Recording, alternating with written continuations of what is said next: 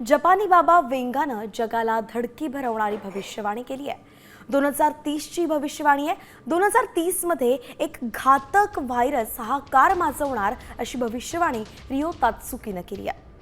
रियोची भविष्यवाणी धडकी भरवणारी आहे, कारण रियो तात्सुकी यांची आधीची काही भाकीतं अगदी खरी ठरली आहेत। 2020 मध्ये आलेल्या कोरोना महामारीचं भाकीत त्यांनीच केलं होतं आणि त्यानंतर अशाच एका व्हायरसचं भाकीत आता त्यांनी 2030 साठी केलंय। भाकीत नेमकं काय आपण ग्राफिक्सच्या माध्यमातून सविस्तर पाहूया। 2030 मध्ये एक घातक व्हायरस हाहाकार माजवणार आहे। व्हायरस पूर्वीच्या तुलनेत अधिक भयंकर रूप धारण करेल। नवा व्हायरस अधिक लोकांचा बळी घेईल। तर हा नवा व्हायरस जागतिक आरोग्य व्यवस्थाही नष्ट करेल। जपानी बाबा वेंगाचं 2020 मधलं कोरोना संकटाचं भाकीत खरं ठरलं होतं आणि त्यानंतर आता 2030चं ही भाकीत त्यांनी केलंय। दरम्यान राज्यात बुधवारी 86 नव्या कोरोना रुग्णांची नोंद झाली आहे। मुंबईत सर्वाधिक 36 आहेत, तर पुण्यात 9 रुग्ण सापडलेत। ठाण्यामध्ये 24, पिंपरीमध्ये 9 रुग्णांची नोंद झाली आहे आणि अजून दिवसभरामध्ये 6 रुग्णांचा मृत्यूही झालाय। राज्यात आता 521 कोरोना रुग्णसंख्या सक्रिय आहे, तर रोजच नवीन रुग्ण वाढत असल्यानं टेन्शनही तेवढंच वाढतंय।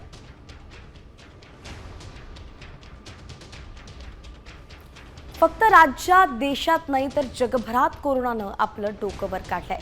कोरोना रुग्णांच्या संख्येत झपाट्यानं वाढ होतीये। अमेरिकेत कोरोनानं कहरच केलाय। या ठिकाणी 7 दिवसांमध्ये कोरोनामुळे 350 रुग्णांचा मृत्यू झाला आणि म्हणून खळबळ उडाली आहे। थायलंडमध्येही एका आठवड्यात 50,000 रुग्णांची नोंद झालेली आहे। अमेरिकेसह सिंगापूर, हाँगकाँगमध्ये सुद्धा कोरोनाचा नवा व्हेरियंट आढळून आलाय आणि त्यामुळे नागरिकांना काळजी घेण्याचं आवाहन केलं जात आहे।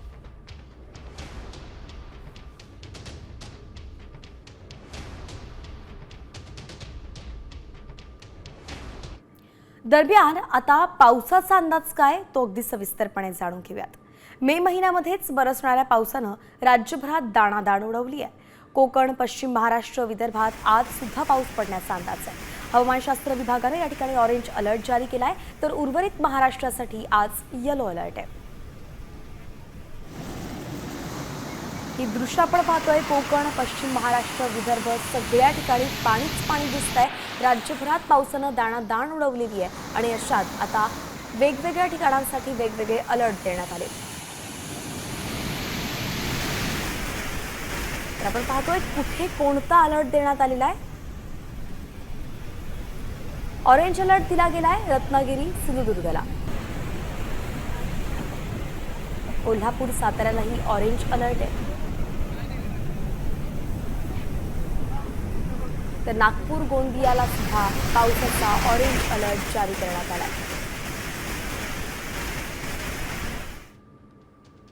तर मुंबईमध्ये आज मुसळधार पाऊस कोसळेल अशी शक्यता वर्तवण्यात आली आहे। शहर आणि उपनगरात सोसाट्याचा वारा वाहण्याचा अंदाज आहे। रविवारपासूनच मुंबईत जोरदार पाऊस बरसतोय आणि आज सुद्धा हवामानशास्त्र विभागानं पावसाचा अलर्ट दिलेला आहे।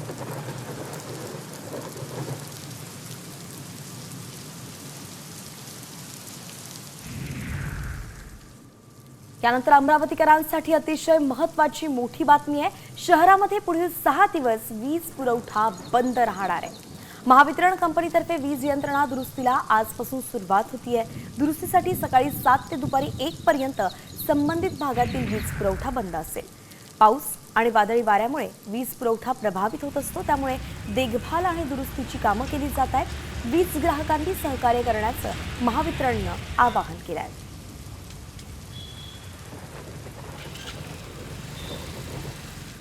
बातमी जालन्यातून आहे। पुराच्या पाण्यातून पूल ओलांडण्यास बैलांनी नकार दिला आणि म्हणून मालकाचा जीव वाचलेला आहे। गेल्या 3 ते 4 दिवसांपासून जालन्यात पाऊस कोसळतोय आणि त्यामुळे नदी नाल्यांना पूर आलेला आहे। त्यातच पुलावरून पुराचं पाणी वाहत असताना 2 शेतकऱ्यांनी आपले बैल घेऊन पुराच्या पाण्यातून मार्ग काढण्याचा प्रयत्न केला, मात्र पूर्ण ताकद लावून सुद्धा बैलांना पूल ओलांडण्यास नकार दिलेला आहे। हे दृश्य साम टीव्हीवरती आपण पाहतोय। शेतकऱ्याला पुराच्या पाण्याचा धोका दिसला नाही, मात्र तो बैलांना दिसलाय असंच यातून कळतंय आणि यामुळेच आपल्या मालकाचा जीव बैलांनी वाचवलाय असं सोशल मीडियावरती आता बोललं जात आहे। जय जवान जय किसान अशा प्रकारे शेतात रस्ता नसल्या यानंतर बुलेटिनमध्ये वळतोय मॉन्सून टॉप 20 कडे. डोंबिवलीतील टिळकनगर परिसरात पाणी साचलंय. एका तासाच्या पावसात गुडघाभर पाणी साचल्यानं स्थानिकांनी प्रशासनावरती आरोप केले. रस्त्याचं नियोजन आणि गटाराची व्यवस्था नीट नसल्यानं पाणी साचल्याचा आरोप स्थानिकांनी केलाय.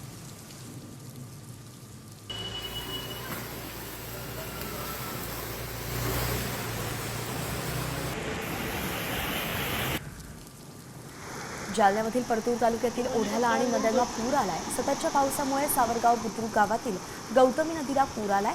पुरातूनच गावकऱ्यांचा जीवघेणा प्रवास सुरू आहे. दरम्यान गावकऱ्यांना आष्टी आणि परतूरकडे जाण्यासाठी हा एकच मार्ग आहे. त्यामुळे गावकरी याच मार्गावरून जीवघेणा प्रवास करताना दिसत आहेत. कोणी येईन नाही तर अलीकडं गज सगळे उघडे पडेल त्याच्यात.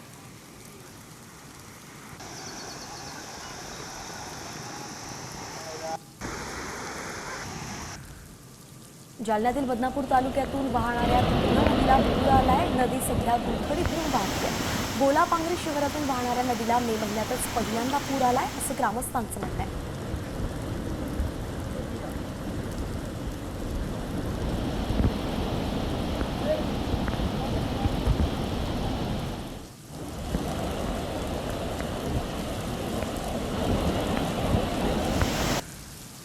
बुलढाण्यातील पूर्णा नदी यंदा मे महिन्यातच प्रवाहित झाली आहे. गेल्या अनेक दिवसांपासून अकोला, वाशिम आणि बुलढाणा जिल्ह्यात बरसत असलेल्या पावसानं पूर्णा नदीला आज मोठा पूर आला.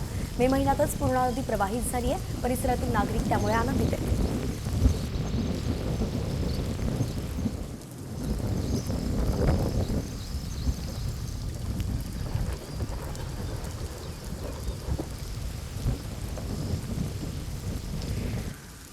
सोलापूरच्या मोहोळ आणि बार्शी तालुक्यात पावसामुळे सीना नदीची पातळी वाढली आहे. बार्शीच्या वैराग परिसरात मुसळधार पावसामुळे नदी नाले ओढे भरून वाहत आहेत.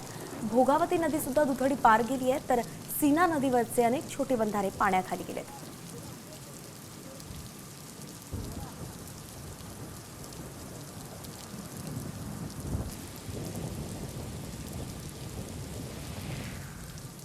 सांगलीच्या येरळा नदीच्या पाणी पातळीत मोठी वाढ झाली आहे. येरळा नदी दुथडी भरून वाहते आहे. कडेगाव, खानापूर, तासगाव तालुक्यातील वाहणाऱ्या या येरळा नदीचं पात्र पाण्यानं पूर्ण भरलंय. खानापूर तालुक्यातील बाजार बंधारा तुडुंब भरलाय, तर पाण्याचं प्रमाण जास्त असल्यानं बंधारे जेसीबीच्या सहाय्यानं उघडण्यात आले.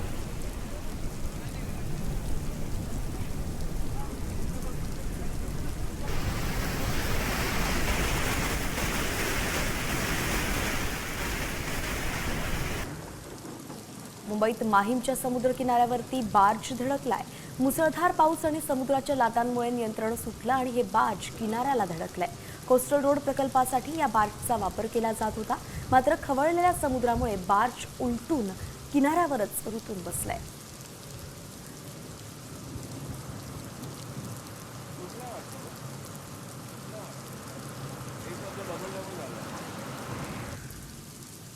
मुसळधार पावसामुळे रस्ता वाहून गेल्यानं रुग्णांचे मोठ्या प्रमाणात हाल झाले. सांगलीत ही दृश्य आपण पाहतोय. 86 वर्षाच्या रुग्णाला अर्धा किलोमीटर स्ट्रेचरवरती ठेवून पायपीट करत रुग्णवाहिकेपर्यंत नेण्याची वेळ आली आहे. ही धक्कादायक घटना सांगलीच्या शिराळा तालुक्यातील हुबरवाडी इथे घडली आहे आणि म्हणून रस्त्याचं काम लवकरच करण्याची मागणी नागरिक करतायत.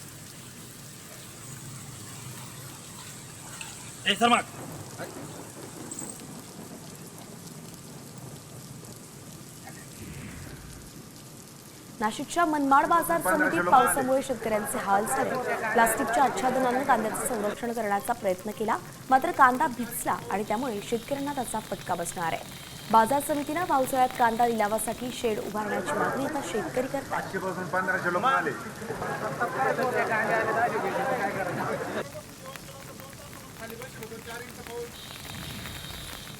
आणि एक महत्त्वाची बातमी आपण पाहतोय. ज्येष्ठ अभिनेते अशोक सराफ यांना नुकतंच पद्मश्री पुरस्कारानं सन्मानित करण्यात आलंय. पुरस्कार सोहळा पार पडल्यावरती दिल्लीहून मुंबईला परतत असताना विमानात एक सुंदर क्षण अशोक सराफ यांना अनुभवायला मिळाला. अशोक सराफ यांच्या फ्लाईट कॅप्टन त्यांचा खास अनाउन्समेंट करत सन्मान केला.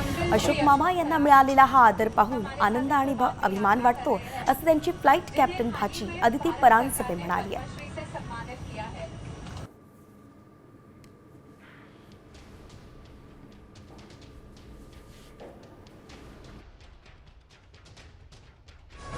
ये उड़ान आज मेरे लिए बहुत खास है।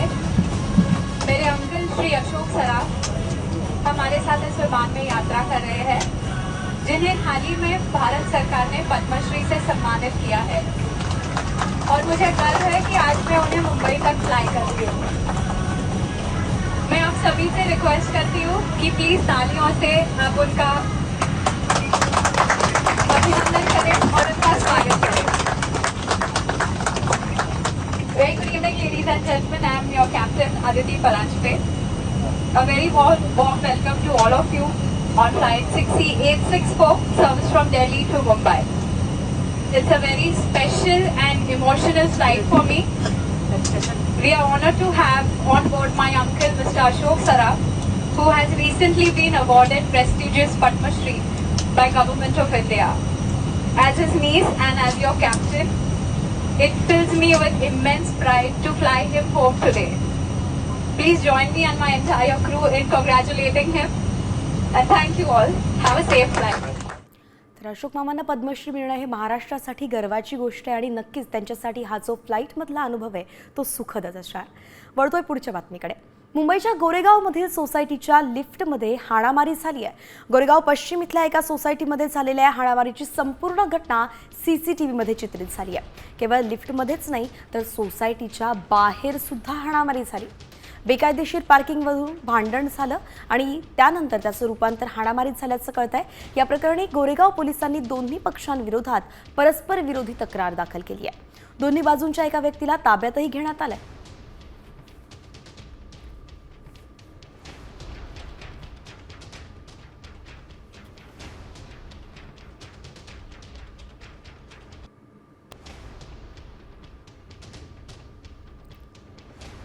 गोरेगावातून थेट जातोय जळगावमध्ये. जळगाव जिल्ह्यातील चोपडा तालुक्यातील बोरमळी या गावच्या महिलेला वेळेवरती ॲम्ब्युलन्स मिळाली नाही आणि म्हणून या महिलेची रस्त्यातच प्रसूती करण्यात आली आहे. अतिशय गंभीर घटना आपण पाहतोय आणि त्यामुळे संताप सुद्धा व्यक्त केला जातोय. प्रसूती काळ सुरू झाल्याच्या नंतर संतीबाई बारेला या महिलेसाठी तिच्या पतीनं ॲम्ब्युलन्स मिळवण्याचा प्रयत्न केला, मात्र त्याला ती मिळूच शकली नाही आणि या महिलेला मोटरसायकलवरून घेऊन तिचा पती वैजापूर गावच्या जवळ पोहोचत असताना अगदी रस्त्यातच तिची प्रसूती करण्यात आली. या प्रकरणाचा व्हिडिओ समोर आलाय. त्यानंतर जिल्हाधिकारी आयुष प्रसाद यांनी जिल्हा आरोग्य प्रशासनासह तात्काळ खोऱ्यापाडा इथे भेट दिली. यापुढे अशा घटना घडणार नाही असं आश्वासन त्यांनी दिलंय. बोरमडी गावाची एक महिला रस्त्यावर डिलिव्हरी झालेली, अर्धा तासपासून कोणी झालेले नाही. डॉक्टर राहत नाहीत, अँब्युलन्स उपलब्ध होत नाही. बाईची रस्त्यावरती डिलिव्हरी होते आणि तिच्या मुलीची नाळ ही दगडानं ठेचून बाजूला करावी लागते. माझा प्रश्न आहे देवेंद्र फडणवीसांना. देवेंद्र फडणवीसजी, तुम्ही एकीकडे लाडक्या बहिणींचा जयघोष करतात, मग ही आदिवासी महिला काय धोडकी बहीण होती?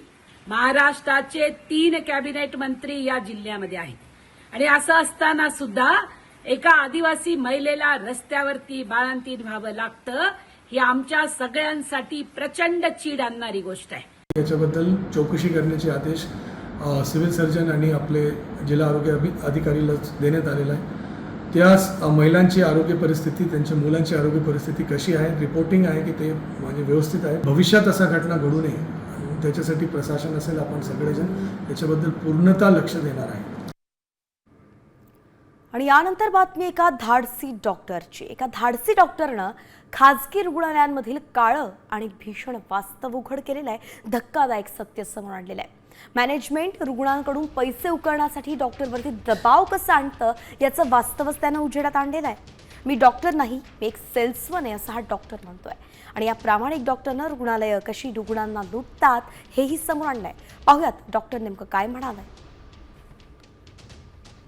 मैनेजमेंट कहता है इस महीने आईसीयू में इतने बेड भरने चाहिए, ओटी खाली नहीं रहनी चाहिए, जो मरीज ओपीडी में है उसे भर्ती कराओ, चाहे जरूरत हो या ना हो. क्या हम डॉक्टर है या किसी इंश्योरेंस एजेंट की तरह कोटा पूरा करने वाले सेल्समैन? रोज मीटिंग होती है, कितने नए पेशेंट लाए, कितने टेस्ट लिखे, कितने रेफर किए सर्जरी के लिए. ना पूछो कौन बचा कौन गया, ना पूछो वाकई किसे इलाज की जरूरत थी. और मैं हर रात अपने आप से यही सवाल करता हूँ, क्या मैं अब भी डॉक्टर हूँ या फिर एक टारगेट फुलफिल करने वाला कर्मचारी? माफ करना, इंसान हूं मैं भी. मरीज को संख्या में गिनते गिनते कभी कभी खुद को भी गिनती में शामिल करने लगता हूँ. पर अब चुप नहीं रह सकता। अब जरूरी है पूछना, क्या हमारा सिस्टम बीमार है? क्योंकि इलाज अब सिर्फ मरीजों का नहीं, पूरे सिस्टम का होना चाहिए। बातमी अमरावतीतून आहे। प्रधानमंत्री पोषण शक्ती निर्माण योजनेअंतर्गत महापालिका हद्दीतील शाळांना खिचडी वाटप करण्यात येत असते। मात्र सुट्टीच्या दिवशी सुद्धा विद्यार्थ्यांनी खिचडी खाल्ल्याचं समोर आलेलं आहे। या संदर्भात खुद्द मुख्याध्यापकांनीच कबुली दिली आहे। त्यांनी पोर्टलवरती सादर केलेल्या माहितीनुसार हे वास्तव उघड झालंय। अमरावती महापालिकेच्या 8 शाळांमध्ये हा नियम बाह्य प्रकार झाल्याचं समोर आलंय। शिक्षणाधिकाऱ्यांनी मुख्याध्यापकांना कारण दाखवा नोटीसही बजावली आहे।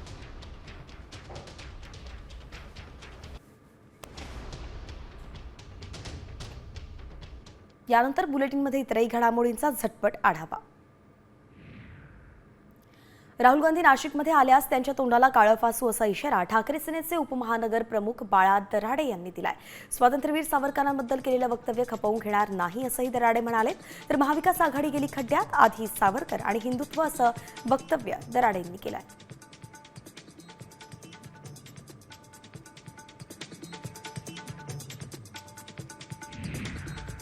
ठाकरे गटानं काँग्रेस नेते राहुल गांधी यांना धमकी दिल्यानंतर यशोमती ठाकूर संतापल्या आहेत। धमकी देणं सोपं नाहीये, आता कलियुग आहे, आम्हालाही कलियुगासारखं वागता येतं असा इशारा यशोमती ठाकूर यांनी ठाकरे गटाला दिलाय। मुंबईच्या विलेपार्ले इथल्या पश्चिम द्रुतगती महामार्गावरती एका कार चालकाकडून बोनेटवरती तरुणाला फरफटत घेऊन जात असल्याचा व्हिडिओ व्हायरल झालाय आणि या व्हिडिओत कार चालकानं गाडी थांबवण्याऐवजी वेग वाढवत असल्याचं दिसून येत आहे। त्यामुळे जीवाशी खेळ सुरू असल्याचं दिसतंय। पोलिसांनी व्हिडिओच्या आधारे कार चालकाचा शोध सुरू केलाय।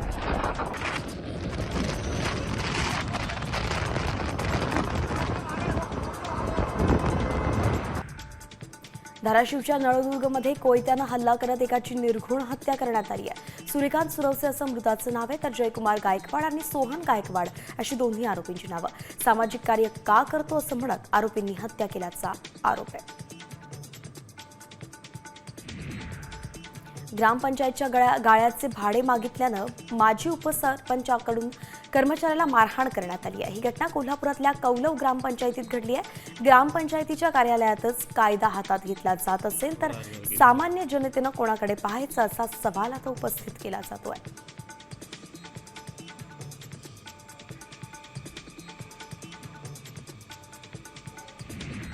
नाशिकच्या इंदिरानगर बोगदा परिसरात तरुणीला बेदम मारहाण करण्यात आली आहे। या व्हिडिओमध्ये एक तरुण दोघांना बेदम लाथाबुक्क्यांनी मारहाण करताना दिसतोय आणि या प्रकरणी मुंबई नाका पोलीस ठाण्यात 5 जणांच्या विरोधात जीवे मारण्याचा प्रयत्न केल्याचा परस्पर विरोधी गुन्हा दाखल झालाय।